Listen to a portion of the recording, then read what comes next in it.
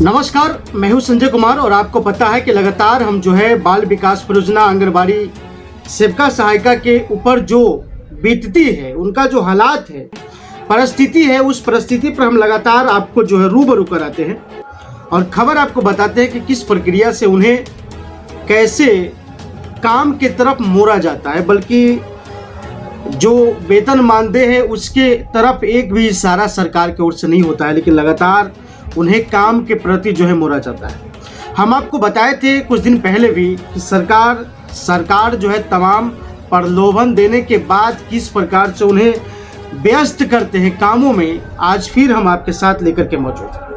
हम आपको बताना चाहेंगे कि पहले तमाम सदन में भारत की तमाम सदन में आंगनबाड़ी सेविका सहायिका की सैलरी के बारे में आवाज़ गूंजना, उसके बाद भारी मशक्क़त के बाद बिहार में धरना प्रदर्शन के बावजूद भी या दिल्ली के जंतर मंतर पर धरना प्रदर्शन के बावजूद भी आंगनबाड़ी सेविका सहायिका की वेतन के ऊपर सवाल खड़ा करना, यानी सवाल घोषणा कर देना लेकिन लागू नहीं करना।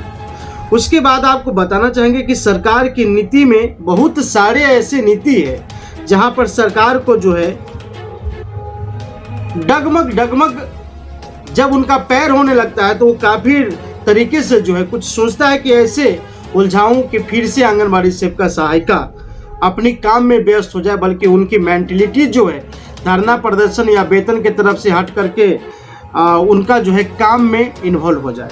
उसी प्रकार से हम आपको बताना चाहेंगे कि सदन में पहले आंगनबाड़ी सेविका सहायिका की मामला को लाना, उसके बाद फिर वेतन के बारे में घोषणा करना, तमाम पॉलिटिशियन पार्टी आंगनबाड़ी सेविका सहायिका की मतलब विजिट करना कि इनकी जो मानसिकता है, इनका जो वोटर है, इनका जो मतलब आगे की जो रणनीति है वो किस प्रकार से, ये सब कुछ जानने के लिए सरकार इस प्रकार से नीति अपनाता है। उसके बाद मतलब इसमें फिर वैकेंसी निकालना कि बाल विकास परियोजना में वैकेंसी निकाल करके लोगों को माइंड को कन्वर्ट करना, अपने ओर मोड़ना। उसके बाद दर्शाता है कि चलो अब कुछ किया जाए, कुछ दिया जाए। 3 अरब 44 करोड़ और 33,24,000 रुपये के आसपास ICDS विभाग को सौंपा गया है, तमाम चीज़ सौंपा गया है। उसके बाद अब देख लीजिए कि आंगनबाड़ी सेविका सहायिका को इस विषय पर भटकाना। हमने और भी विषय पर आपको बताया था कि आंगनबाड़ी सेविका के वेतन में कटौती भी की गई है मार्च में। बहुत सारे सेविका सहायिका की और जगह कुछ ऐसे पैसे की व्यवस्था की गई है जहां पर योगी सरकार ने कुछ महीने पहले 4500 रुपये कर कुछ सेविकाओं सहायिका की खाते में भेजे गए। क्यों भेजे गए ये भी आपको पता होगा। उसके बाद आपको बता दें कि नियुक्ति पत्र, जिला में कैंप लगा करके योगी सरकार ने नियुक्ति पत्र भी जारी किए। यहाँ तक कि हिमाचल प्रदेश में भी लगातार आंगनबाड़ी सेविका सहायिका के लेकर के मामला लाइट में रहा। मध्य प्रदेश के एसोसिएशन ने तो हाई कोर्ट में केस भी किया, यहाँ तक कि सुप्रीम कोर्ट में भी पहुँचा दिया। सुप्रीम कोर्ट में भी 19 संविदा कर्मियों की मामला रहा। उसके बाद कई सारे मामला उभर करके सामने आया। दूसरी बात आपको ये है कि ये हम आपको बताना चाहेंगे कि अभी जो हाल ही में मतलब ICDS विभाग को दिया गया, जिसमें 3 अरब 44 करोड़ 33,24,000 रुपये दिया गया है, उसमें भी बहुत बड़ी समस्या है। चूँकि 28 योजना में काम करना है।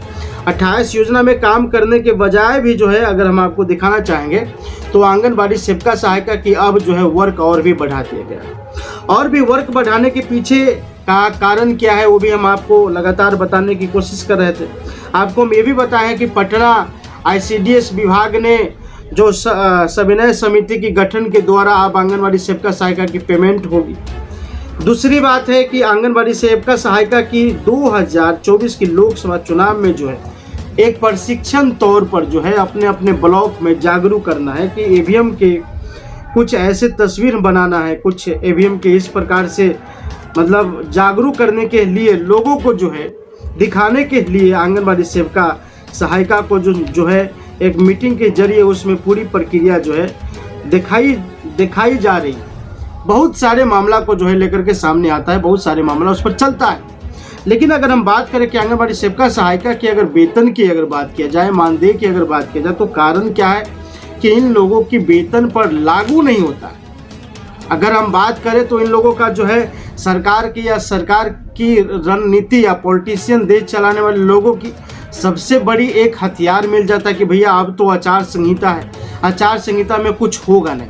लेकिन आचार संहिता में अगर हम बात करें तो तमाम नेता फंक्शन पार्टी कर सकते हैं, तमाम नेता अपने अपने चुनाव प्रचार कर सकते हैं, तमाम नेता जो है रोड शो कर सकते हैं, और भी नेता लोग जो है स्टेज लगा करके प्रोग्राम कर सकता है। लेकिन आम जनता एक शब्द चुनाव पर नहीं बोल सकता। आम जनता की जो है चुनाव के ऊपर बोलने के लिए नज़र रखी जा रही, सोशल मीडिया या तमाम प्लेटफॉर्म पर जो है नज़र रखे जा रहे हैं। लेकिन ये नेताओं के लिए कुछ भी नहीं हो रहा है, क्योंकि नेताओं के लिए कुछ भी नहीं हो सकता है। लेकिन वो चाहे तो तमाम कुछ कर सकता है, लेकिन आम जनता खामोश रहकर आम जनता अपनी जुबान नहीं खुल सकता। आम जनता की जुबान में जो है ताला लगा दिया गया है। आम जनता की जुबान को एक प्रकार से अगर आप कहें तो मुंह को सील दिया गया है। और ये तमाम सिर्फ सरकार ही नहीं बल्कि चुनाव आयोग भी जो है इस प्रकार की मतलबी जैसे काम जो है कर रहे हैं। अभी चुनाव आयोग को जो है आंगनबाड़ी सेविका सहायिका की उलझाने की क्या ज़रूरत है, जबकि सुप्रीम कोर्ट लगातार जो है कहा है कि इन लोगों को कि आप लोग जो है आंगनबाड़ी सेविका सहायिका या फिर संविदा कर्मियों से जो प्राकृतिक अस्थायी कर्मचारी हैं उन लोगों से आप काम नहीं ले सकते हैं। तमाम मुद्दों पर जो है सुप्रीम कोर्ट के गाइडलाइन निकालने के बावजूद भी, आदेश देने के बावजूद भी सरकार जो है इन लोगों को वेतन में जो है काम कराते हैं और लगातार इन लोगों के ऊपर जो है दबाव बनते हैं। लेकिन क्या हो सकता है जब इसके विभाग के ऊपर जब सेविका सहायिका अदर कामों में इन्वॉल्व अगर हो जाए तो उनके जो पंचायत में जो चल रहे काम है, सेंटर पर जो चल रहे व्यवस्था है, वहाँ पर क्या हो सकता है। क्यों? क्योंकि संविदा कर्मियों से ना तो चुनाव आयोग काम ले सकता है, नहीं सरकार कर्मचारी काम ले सकता, अपनी काम को नहीं ले सकता। क्योंकि अगर बात किया जाए तो चुनाव आयोग में एक ऐसे कर्मचारी इन्वॉल्व है जो सरकार के द्वारा सरकारी कर्मचारी है, वो काम कर सकते हैं। लेकिन संविदा कर्मियों पर मुझे लगता है कि जहाँ तक कि इन लोगों से काम की अपेक्षा न रखते हुए इन लोगों को अदर काम में उलझाने की व्यवस्था न करे, चूँकि सरकार जो है इन लोगों को कॉन्ट्रैक्ट बेस पर काम रखे हुए या फिर इन लोगों का मानदेय अभी तक हुआ नहीं, सरकारी कर्मचारी घोषित किया गया नहीं, लेकिन फिर भी इन लोगों की जो मामला है वो लगातार बताया जा रहा है। तो कहीं ना कहीं सरकार आंगनबाड़ी सेविका सहायिका या चुनाव आयोग की हम बात करें तो वो भी एक प्रकार से शोषण करता है।